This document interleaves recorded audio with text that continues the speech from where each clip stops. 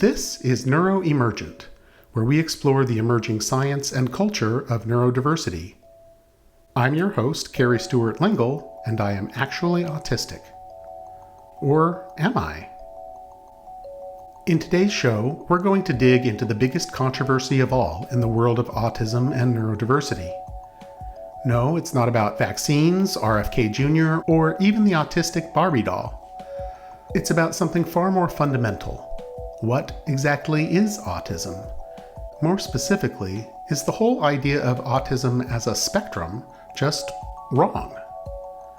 This long simmering debate boiled over last month when a prominent autism researcher in the UK, Uta Frith, went public with her belief that millions of people diagnosed with autism as adults aren't actually autistic. Destigmatization has been a sort of movement, and we now find that there are actually unintended consequences. This did not go over well, and later in the show, I'll ask two neurodivergent clinicians what Dame Uta Frith is missing, and what some of her critics might be missing as well. But first, April is World Autism Month, and this Sunday, April 26th, the Autism Society of Oregon is hosting its 24th annual Autism Walk in the Portland area. Previously held at Oaks Park, this year's event will be in Tualatin Hills. Priscilla Jaimes leads Spanish language outreach for the Autism Society of Oregon, where she has served on the board of directors for the past 2 years. But Jaimes has been attending the Portland Autism Walk for nearly 2 decades now. My son Max is 23 and autistic adult. We started these walks with the Autism Society when he was 5. It was just a small little event. And then as the years went on, I started inviting my family. We started making shirts and it just snowballed. And so we've been participating every single year for the last 19 years. And last year was one of the biggest that I had seen as far as numbers go. It was phenomenal. Tobi Rates, the Autism Society's longtime executive director, has been walking the walk, so to speak, almost as long as Priscilla Jaimes has. We have typically for the past, probably 17, 18 years, have been at Oaks Park, which has been a great venue. But unfortunately, they're doing a ton of construction this year, and there's just not room for us. So we'll see what happens next year. But for this year, we're going to be at Tualatin Hills Athletic Center, and we're really excited about the move because we also, in addition to being outside, we have a huge field that we'll be on, and we're going to have things that we haven't had before, like a bounce house. But we also will have some indoor space for adaptive sports, and that will all be free. We open at 9 o'clock, and that's when all the fun and activities are. And then the walk itself is around 11 a.m. The walk consists of a half-mile loop, and it's fully accessible. It starts early, so they offer hot coffee, and there's breakfast. There's a bunch of fun stuff for the kids, like face painting. It's just an awesome opportunity for people that have a newly diagnosed child or family member to get information and just see the wide range of the spectrum. Participation in the Autism Walk reflects growing awareness as well as diagnosis of autism. After the Portland event, the Autism Society hosts walks in Pendleton on May 9th, Salem on May 23rd, and Eugene on June 20th. We more recently started the walk in Salem and then again in Eugene as we've expanded our staff a little bit and just had more bandwidth to do them. The walks, particularly one in Portland, they're big and they get noisy. For someone who's sensory defensive, that may not be the ultimate place, but we will have noise-canceling headphones available for free, as well as fidgets and quiet areas, and trying to make spaces more accessible. The annual walks are fundraisers for the Autism Society, which is one reason participants are encouraged, although not required, to register online at autismsocietyoregon.org. Our main core mission is to help people find and access autism resources in Oregon. We also provide support and social groups throughout the state. I think we host about 25 currently. Most are online, but there are several that are in person throughout the state. We also do a number of community inclusion events, such as sensory-friendly movies in 5 locations throughout the state each month, sensory-friendly swims. The need for services and the number of people who are seeking services just continues to grow. So we're trying to expand our services to meet the need. President Ronald Reagan first proclaimed National Autism Awareness Month in April 1988. But these days, most advocacy organizations, including the Autism Society of Oregon, are calling it Autism Acceptance Month.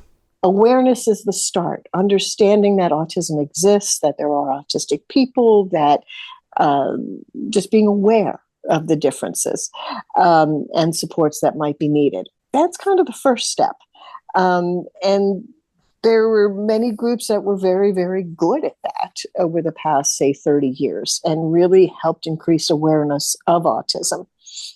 They weren't so good at the next step, in my view, which is acceptance, that they are valued and valuable members of our community and including them in our communities. Acceptance is for people that now acknowledge that autism doesn't have a look, and that if you notice someone is doing something that possibly a person of their age wouldn't normally do, accept the fact that maybe they are neurodivergent. So be kind.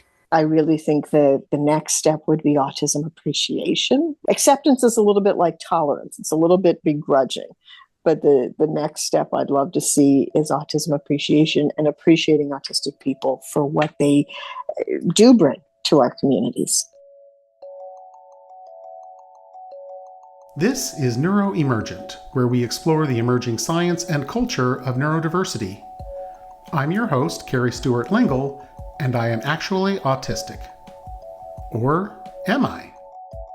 According to Dame Uta Frith, a prominent research psychologist in the UK, I am not actually autistic, despite my formal diagnosis of autism spectrum disorder, and neither are most of the guests on my show who identify as autistic. And that's because Uta Frith believes the autism spectrum is a mistake. It was a gradual expansion, sort of from one diagnostic manual to the next. There was an expansion, and then another one, and then another one. Uta Frith went public with her views in a March 4th interview in TES Magazine and a March 5th podcast hosted by 2 more British psychologists, Naomi Fisher and Danny Drinkwater, called Let's Talk Neurosense. Destigmatization has been a sort of movement, and we now find that there are actually unintended consequences. It just came to this stretching of the spectrum, and with it, the widening of the criteria, or what I would say, the dilution of the criteria, lowering the threshold for being diagnosed. To learn more about the debate over the fundamental definition of autism, I am talking with 2 people who have both clinical expertise and lived experience to share.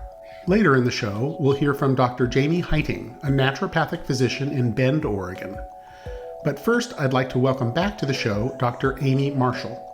She is a clinical psychologist based in South Dakota and the author of Neurodiversity Affirming Therapy, What Every Mental Health Provider Needs to Know, published by Norton in April 2025. Welcome back to Neuroemergent, Dr. Marschall. Thank you. It's good to be here again. Had you heard of this, first of all? Yes. How big of a deal has this been? Many people have sent this to me several times, actually to the point that I had to ask that my inner circle stop sending it to me. I was like, yes, I am aware. You can stop telling me about it, please. First of all, to my knowledge, she is not autistic herself, but has spent her career studying us. Which, I don't want to say that if you're not autistic, you have no place in autism research, because allyship is important. But has she ever actually spoken to autistic people and asked about what their internal experience is? Because it seems to me that she's done a lot of observing of various autistic people and communities, but not so much getting any kind of input from us because it wasn't in that clip. But one of the things she said was there is no research support for autistic masking. And that's just a false statement. That is just untrue.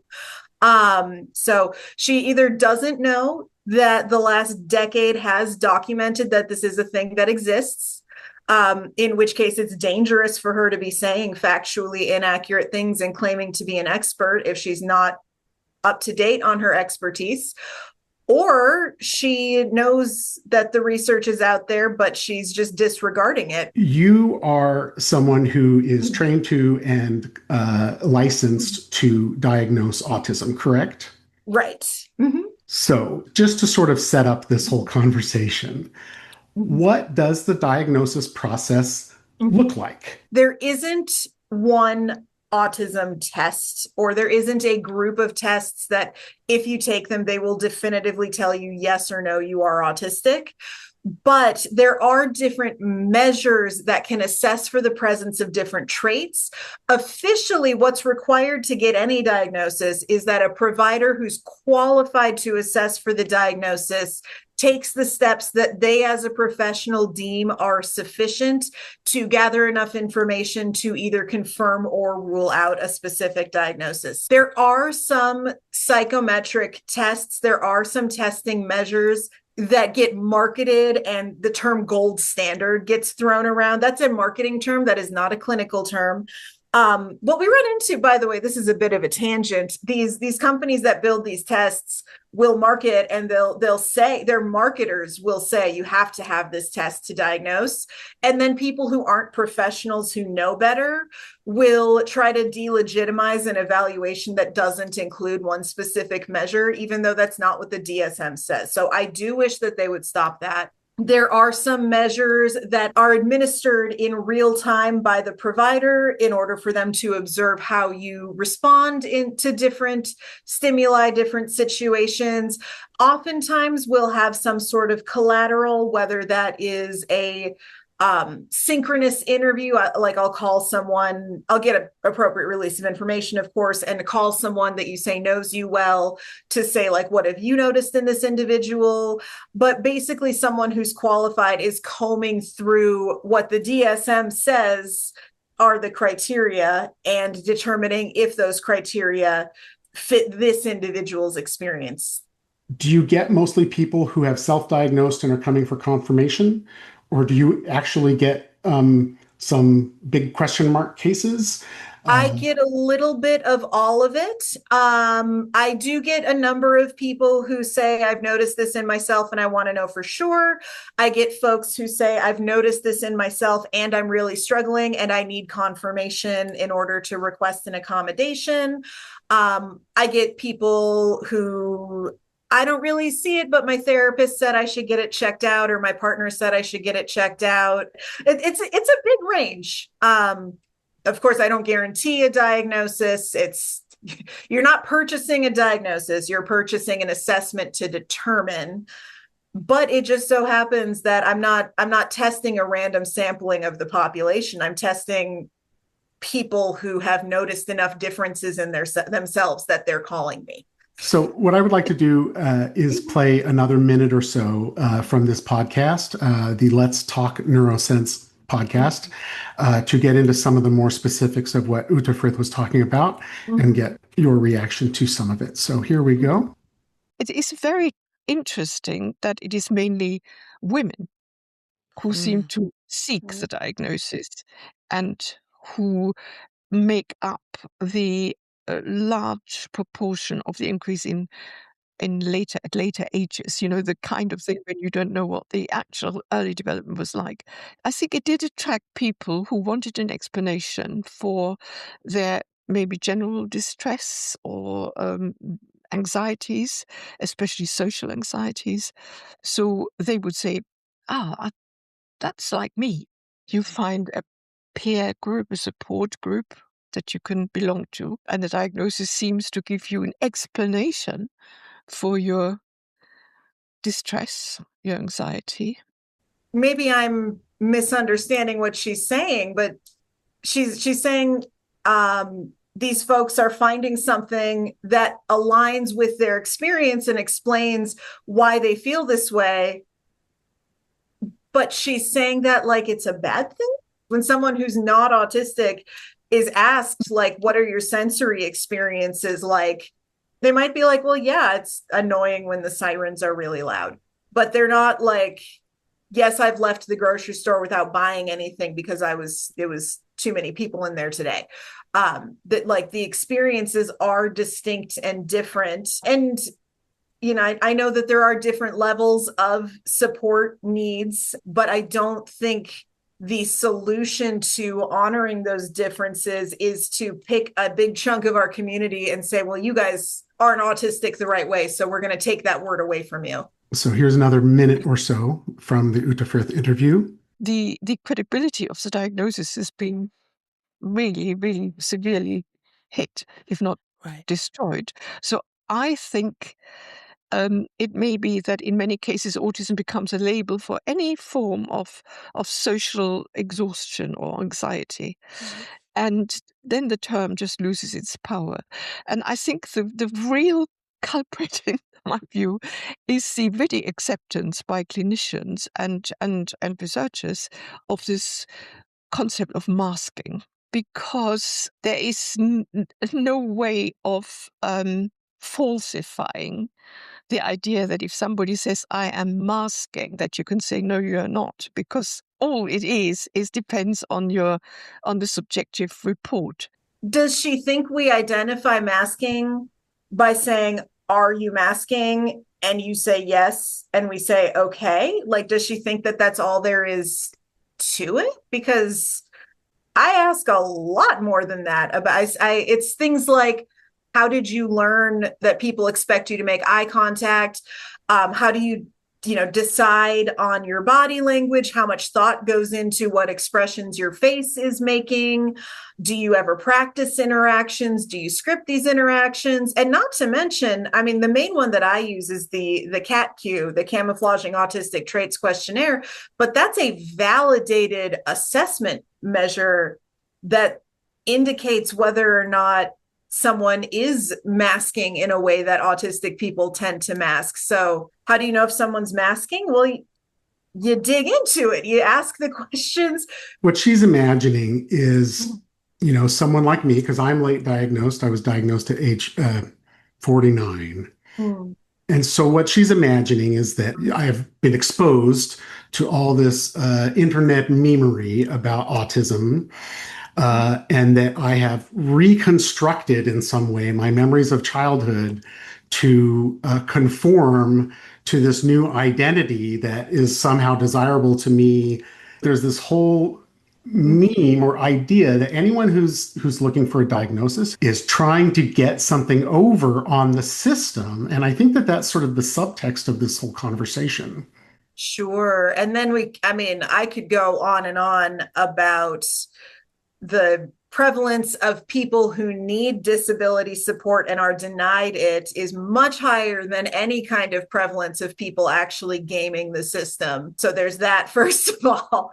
And second of all, there's not a whole lot, at least in the United States, there's not a whole lot that you get with a diagnosis. No diagnosis guarantees you any type of disability support. There's no cash prize that comes with an autism diagnosis, and people act like there is. The prize for me in my diagnosis was I understood myself better, and I started being nicer to myself, and I started admitting the things that I was doing that weren't sustainable, and I started taking better care of myself. Even workplace accommodations are very minimal, and I can tell you from working with people who are trying to get accommodations, employers will really, really lean on the accommodation has to be reasonable, and they will lean hard on whatever thing you're asking for isn't reasonable, so we will not do it.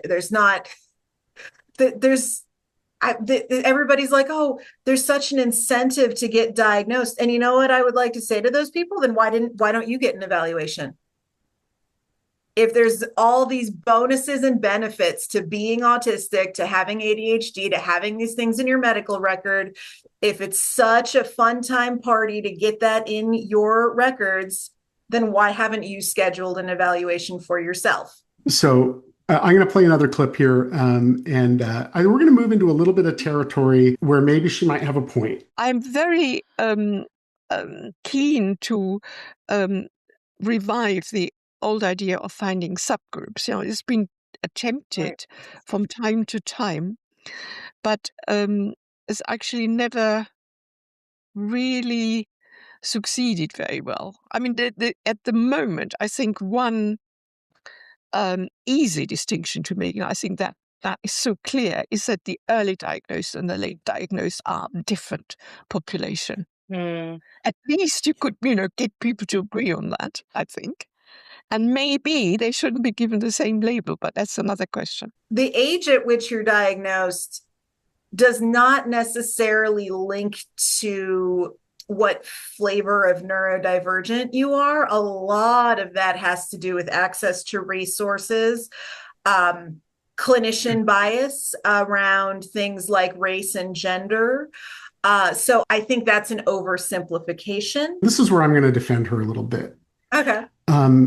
There's a lot of research going on now, and especially genetic research, that really is revisiting this idea of subgroups, subtypes, and whether or not there really is a stark distinction between late diagnosed and early diagnosed autism. The big SPARK study that came out last year in June, they actually proposed 4 subtypes with names that were so technical sounding and therefore non-threatening, but they did find that people who were diagnosed late, 10 or later, tend to have a much higher co-occurrence of conditions like ADHD, OCD, and PTSD, interestingly. Oh yeah, I do a whole continuing ed course on autism and trauma. Yeah. Whereas early diagnosed tend not to have those co-occurring conditions. If they do have co-occurring conditions, what they tend to have is intellectual disability. Is that because when you're diagnosed younger, well, first of all, I think the intellectual disability makes someone less likely to mask and makes them more likely to stand out in a classroom setting, which is usually they're having problems at school, is usually the catalyst for someone being evaluated at the younger age. Yes. But I would also wonder, especially about the PTSD, is a later diagnosis because of something genetic, the co-occurring things, is that because there's a genetic difference in this group, or are we more likely to develop these co-occurring things because nobody was recognizing that we were struggling and no one was supporting us and we were just told, go be neurotypical, correlation versus causation. But if there is legitimate science behind it and we can provide better support for autistic people whose support needs are at level 3, then I'm happy to call it whatever. Like I said, we want to make sure everybody's needs are met.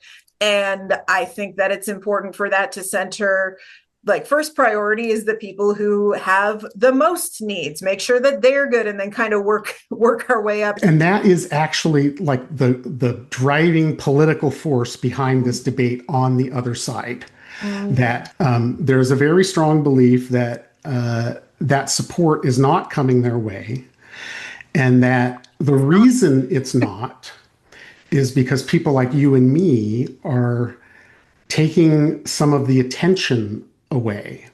So that a lot of the attention on autism used to be on children with intellectual disabilities. And now a lot more of the attention is on adults without intellectual disabilities.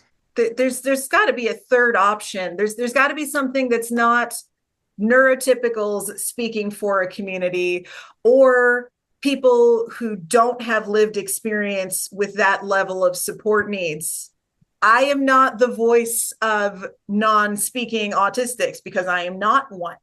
But they're still not getting the microphone. so to speak. I'm going to play this last quote. I mean, it is astonishing that it is so much dominated by women. And I think the idea that this is all to do with catch up and at last, women are being considered is quite very questionable, because there are disorders that are, sex specific, not specific, but we have predominant males or predominant females. I think it is very strange that people say, at last, we tend to women who may be autistic, they've been hidden, they've been overlooked, they've been ignored. Of course, we've been biased. I absolutely have no track with that, because there were always girls. There were always girls that could be seen, even in the very rare cases that we saw at the beginning. I'm wondering about that. Her immediate conclusion is we were never underdiagnosing girls. It must be sex linked, instead of just, hey, we learned something new. There's plenty of research on gender and race and all other kinds of clinician bias that lead to certain groups being diagnosed later, not just autism, but a lot of diagnoses. So I would I would say if I thought that something was originally more common in men than in women, and then women started getting diagnosed more frequently, I would say, oh, let's step back and see if there was a bias there, instead of all these women must be getting must be getting diagnosed wrong. She says some things that are problematic, and she says some things in some ways that I find extremely insulting, and just sort of this condescension. I mean, I think it's a good thing that we're talking about this like today and not the day that it dropped, because the day that it dropped, I was furious. She explicitly said, she didn't say like, Amy, you're not autistic, but she described someone like me and said that person's not really autistic, which I find incredibly invalidating. Well, thank you very much, Dr. Amy Marschall. I'm happy that you were able to come back on the show, and I hope to have you on again in the future. Yeah, thank you. I'm glad to be here. Today on Neuroemergent, we are listening to what Uta Frith had to say in a March 5th episode of a new podcast called Let's Talk Neurosense. Earlier, we heard from Dr. Amy Marschall, author of Neurodiversity Affirming Therapy, What Every Mental Health Provider Needs to Know. And next up is Dr. Jami Heyting, a naturopathic physician and mental health practitioner in Bend, Oregon. She is also a neurodivergent mom to neurodivergent children. Welcome to the show, Dr. Heyting. Thanks for having me. Can you tell me a little bit about your practice? So I've been in practice overall about 10 years. And then specifically like the autism assessments I've been doing since I believe it was January of 2023, because we only have one psychologist locally who was providing assessments for adults. They had a super long wait list. So in my practice, I serve probably 90, maybe even more percent neurodivergent patients. Most of those are adults. I do work with some kids and teenagers. And I do provide evaluations. One thing I do a disclaimer around is the fact that to obtain government support services, like through the state of Oregon, the evaluation needs to be done by a clinical psychologist or neuropsychologist. And that's the same at the federal level for like this SSI, SSDI funding. And so if somebody is looking for that level of support, I will refer them on to get an evaluation in that type of setting.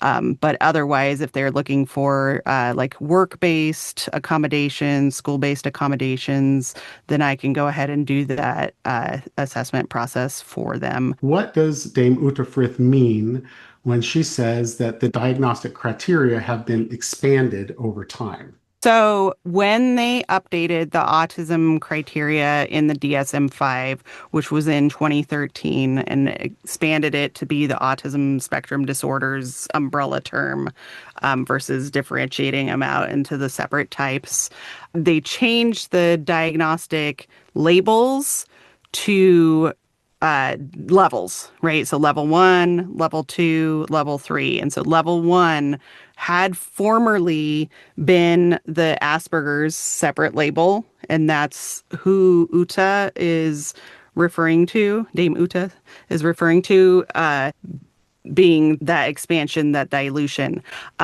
What makes me curious about her comments is that Asperger's had been part of it, like in that section of the DSM prior. And so it was just a different label.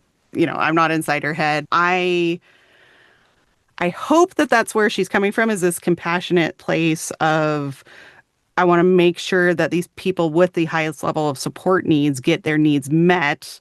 And I'm concerned that the people with the lower support needs levels will divert those resources over there to them. But, the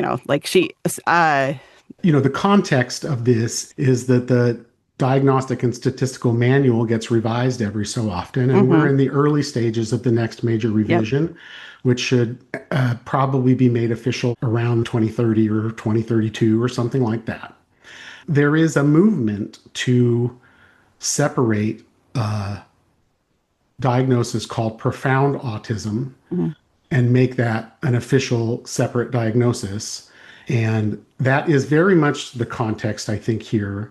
She talks about the diagnostic criteria being expanded repeatedly as sort of this gradual process, but it really seems like the beef she has is the combination of Asperger's syndrome with the autism diagnosis. And professionals too fell into the same line. I don't hesitate to call it a trap, falling in with this cultural meme of autism. It is very interesting that it is mainly women who seem to seek the diagnosis.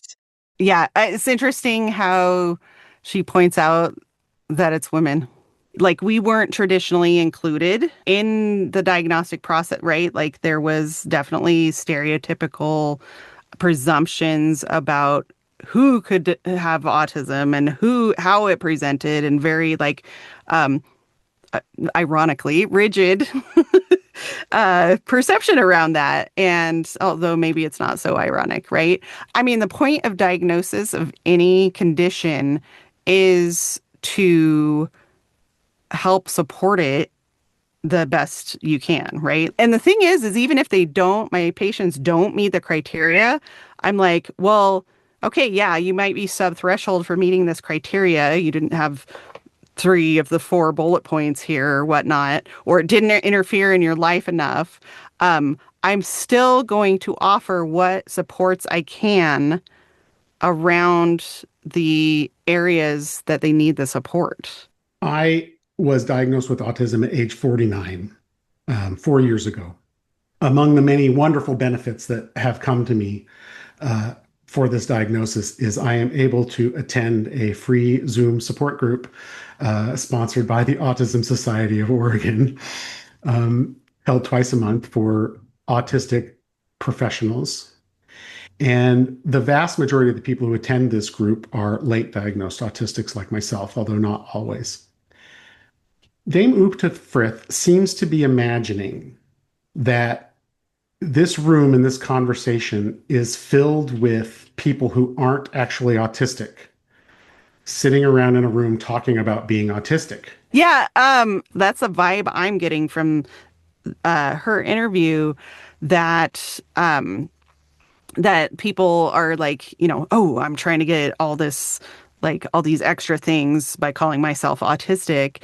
And we're not getting extra things, even with our official diagnoses, right? We're struggling to access what supports there are, and there aren't a lot of supports out there, right? Like, we're fighting for not just like us individually fighting for those, but like just having enough providers that are able to offer support in an affirming way that is not further stigmatizing the condition. That's going to be a great transition to this next clip. So let me hit play again.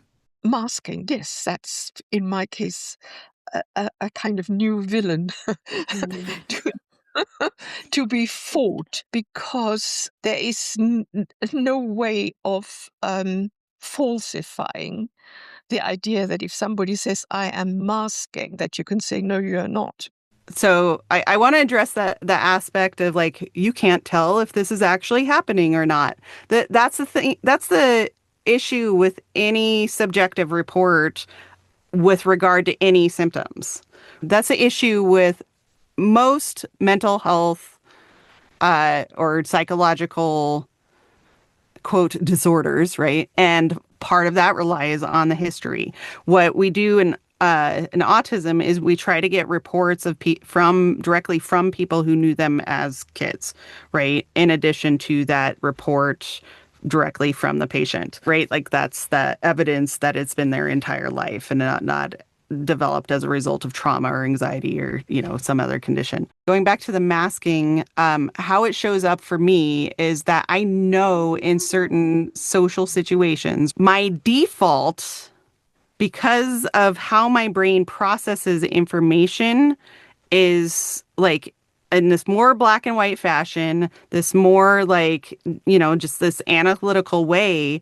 But I have faced too much negative feedback over the course of my childhood into adolescence and even in adulthood with having said the wrong thing, having been offensive unknowingly. For example, when I said, oh, my uncle picked the same name for his kid as he picked for his dog, and then my mom got mad at me, I didn't realize that was bad. I was like, these are similar names. Like, it was just a matter of fact. And she had to explain to me, that sounds like you're calling his kid his dog. I had to be like externally taught that. And I was like 15 years old, right? Like, what would be said is, you should know by now, right? It's common sense. And that was like a constant theme of feedback that I would get. Why don't you know this? Yes, so people could say, well, anybody learning social skills is learning to mask. And it's like, mask how they really feel. Because, you learn that you just keep things to yourself. And sorry if I'm doing a weird tone voice of like admonition. But for especially the women, right? Like she's pointed out, these increase in diagnosis amongst women. We face significant negative consequences as a result of not masking, right? We show up and we're too blunt or we're too, right? Like we push back against, wait, what is this? And like we show our discomfort and we're not complying and we're not playing along. A lot of us went through multiple other diagnoses before we even got to the point of wondering about autism, right? And a lot of us women, our children were diagnosed. And then we were like, wait, what? That's this, that's called this. We weren't like, we watched a TikTok and suddenly I'm autistic. No, it was when my first child was diagnosed. I was like, this is this. Not everybody does these things, and so what? Not everybody speaks in movie quotes and has full conversations, quoting Shrek or whatever. And then the other thing for me is like, there was multiple other family members that ended up diagnosed, like I had several cousins and then later on, another one of my kids ended up getting assessed and diagnosed. Because I had asked way back when my oldest had gotten that assessment and diagnosis, I was like, do they assess adults? And they're like, not really. And I was like, why not? And basically the answer that I got was something akin to, because if you've made it that far and figured it out, what's the point? Which I'm kind of getting that vibe from that interview, right? Like, what's the point in you guys coming and getting diagnosed or, seeking these assessments out? You're already adults and deal with it. I have a couple more clips I want to play, so let's move to the next one.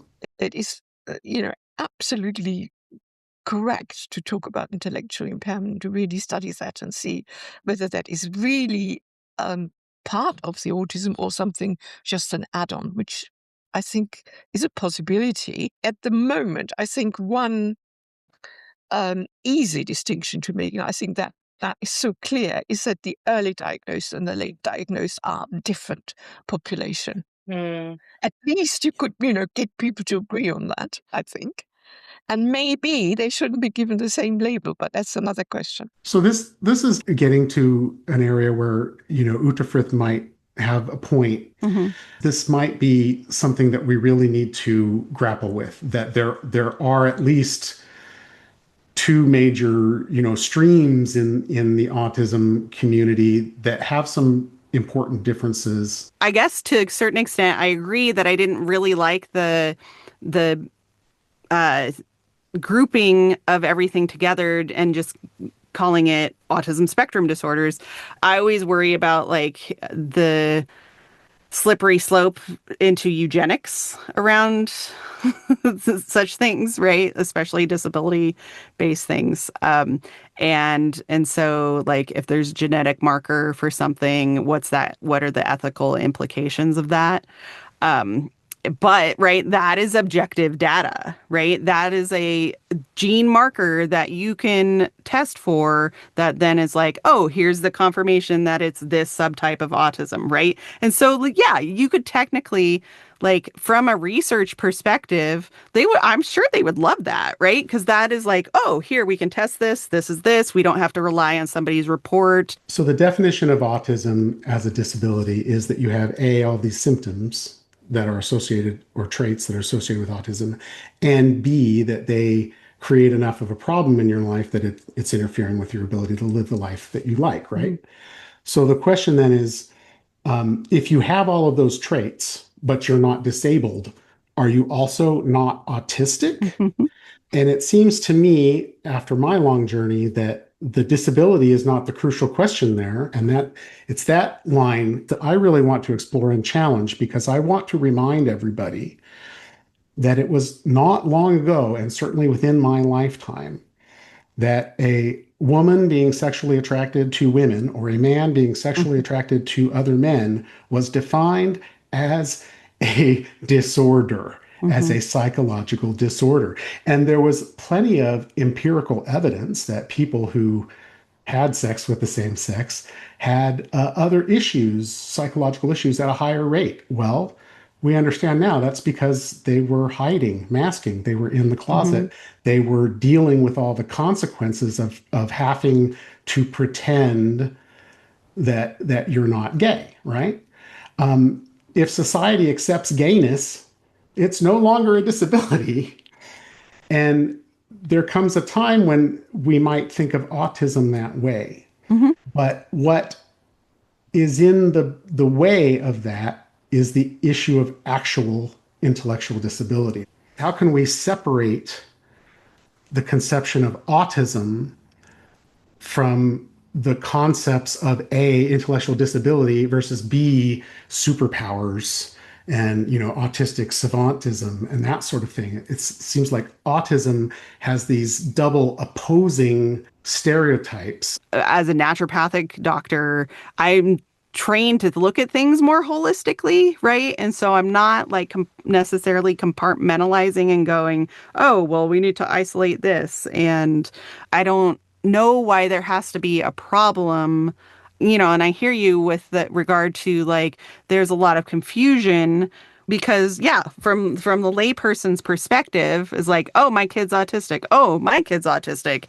And they're right. It being the common language, but could be describing very different needs, right? And very different aspects that are impacting the kids' daily functioning. If we had more specific language, I wouldn't mind a revamping of diagnostic nomenclature, the names of the different subtypes of autism. What it turns out is that this is all just a semantic argument, because if you really listen, I listened very closely to Uta Frith's podcast, and the subtext is often dismissive and sort of implying, Eric Cartman idea of people masquerading as disabled in order to get one over on society. People who are being misdiagnosed as autistic, as she thinks, she doesn't think that they don't need any help or don't have any problems. She just thinks that it shouldn't be called autism. So she actually had a suggestion. And I would like to hear your response to it. Okay. So for late diagnosed people with a high incidence of co-occurring conditions like OCD and ADHD, her label suggestion is hypersensitive.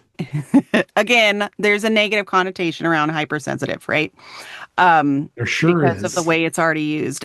Like, if we're going to do an overhaul, maybe we should come up with completely new names. I think ADHD is a very interesting term because, so speaking of co-occurring conditions, ADHD and autism co-occur at a very high rate, but generally with later diagnosed, not verbally delayed people. And so in particular, this ADHD identity at least makes sense and coalesces in a way that makes sense to me. I recognize my people as ADHD, I just recognize that as, this is who I am. These are the people who I am like. Obviously, this is a conversation that is going to go on long past our lifetimes. So I'm going to wrap it up for today. I've been speaking with Dr. Jami Heyting of Bend, Oregon, and I want to thank you very much for coming on the show. Thank you for having me. You have been listening to Neuroemergent, where we explore the emerging science and culture of neurodiversity. This podcast is presented by Lonesome George Productions, in association with KBOO Community Radio in Portland and KMUZ Community Radio in Salem. Our theme music was composed by Doug Lingle, our production assistant is P.F. Lingle, and I'm your host, Carrie Stewart Lingle. Episode notes and related links are available online at neuroemergent.us.